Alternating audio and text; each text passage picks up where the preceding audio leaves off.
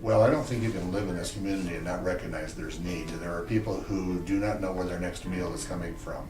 They don't know where they might have to sleep that night. It could be on a friend's couch, or perhaps at the Salvation Army if there's room, or other places in town, and maybe they're on the streets.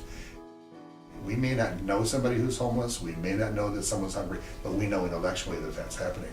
And therefore, to do something to not just reduce it, but what quite possibly end it in this town with the kind of giving program that's associated with the Bed and Bread Club, I think is just very, very wise. What I've done, and I hope others will do this as well, I've committed to have $20 deducted from my checking account every month, or quite frankly forever. $20 is not an insignificant amount, but out of the whole realm of things that I could be spending money on, I know that that $20 will go very far to help provide a meal or some shelter for a person who needs it. And what I really also like about it is I know the money's staying right here in Rochester and in Olmsted County, but anybody who doesn't have access to the actual form or application, they can go online and they can download it or sign up on there and just do it lickety-split.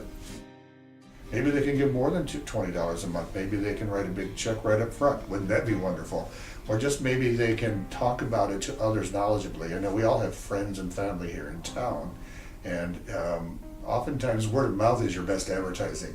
And if I'm doing it and I tell a friend and that friend tells a friend, I mean, it could just really grow. And that's what you want to do during the month of May to launch this program.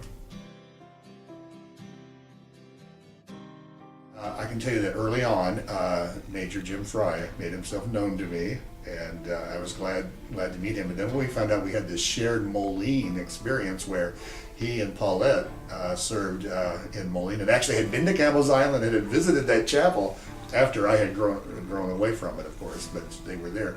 That just kind of tied us together. Well, when I was young and living on Campbell's Island, it was a day in which, an age when kids could run wild and not worry about their parents. The parents were, I think, sometimes glad that we were gone from dawn to dusk, and so we just had the run of the island. I was very young. I remember walking to church, and it wasn't that far from our house. That would have been probably when I was 5 or 6, when I started going to school, went to Sunday school as well at the Salvation Army Chapel. I especially remember the major, a woman. I just remember her being very tall, very plain looking, and she always wore that huge black Salvation Army bonnet with the big bow that's tied at the chin. And that was part of her uniform, as well as her black uniform that she had with the red epaulets and so on and so forth. And she was very soft-spoken and really, I considered her friendly, except when we misbehaved in Sunday school, then she could get rough with us.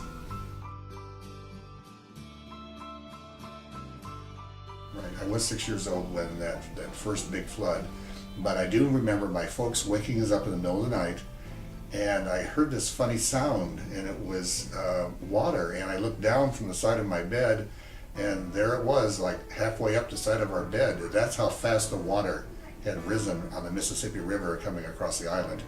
And our parents grabbed us up in blankets, and we sloshed through the house. And I thought it was so funny when I looked out, because I still remember it being my dad's fishing boat was tied onto the back porch railing.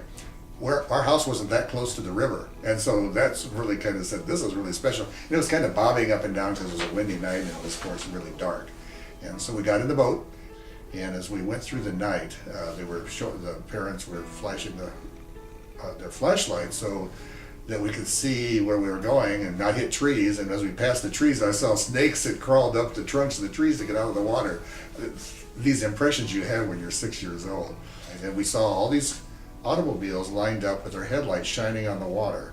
And we knew where to go. And as soon as we got up to shore, there were people there to help us out of the boat. And I remember my major, I can't remember her name, I wish I could, but my major was there for my brother and me, and I remember she took us to a place where we were wrapped up in our blankets, and we had a carton of milk, and I know that we had a donut. I remember that. The Salvation Army has done work for flood relief for so many, many decades, and this was just one example of how they did that. I lived in upstate New York, and I remember the Salvation Army there. Their office building was not too far from where the newspaper was located, and so they were just very much part and parcel of the community. As you know, the Post-Bulletin building is within a block or two of some of the Salvation Army buildings. I know that, and you know, I visited them all.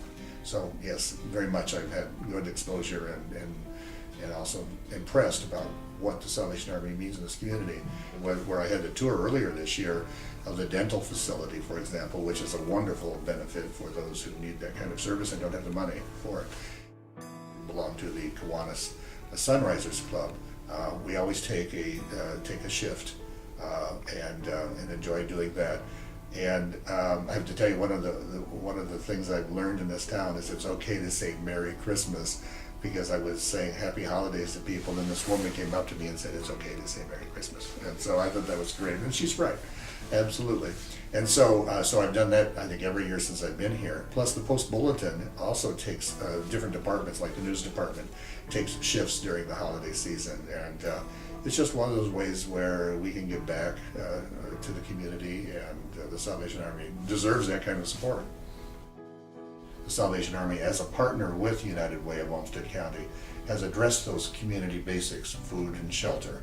And so, you know, my opinion is that, you know, no one entity can do it all. And what I see about the Bed and Bread Club is that it's a very focused initiative that I think that people can grasp easily.